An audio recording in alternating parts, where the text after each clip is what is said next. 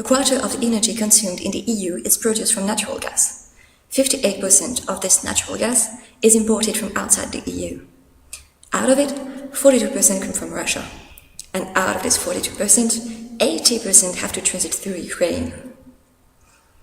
If you follow the news, you probably start to see where the problem lies.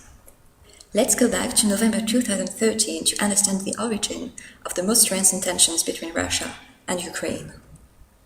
On November 21st, the Ukrainian president, Yanukovych, refused to sign the association agreement with the EU, which was disapproved by Russia.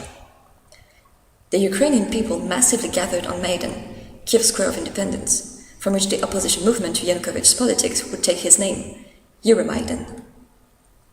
The pacific demonstrations gathered several hundred thousands of people. The protests turned into riots in January 2014, when the parliament passed drastic anti-protest laws. The resulting clashes between the protesters and the police ended up with over 80 deaths and the overthrow of Yanukovych. The interim government announced early presidential elections on May 25th.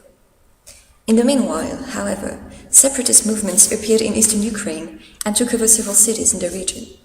On the 16th of March, Crimea asked to join Russia after a referendum.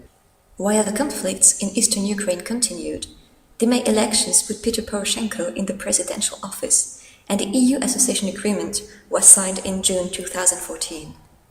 All along the crisis, Gazprom, the national Russian gas company, threatened to cut its supply to Ukraine and eventually stopped supplying Naftogaz, the Ukrainian gas company.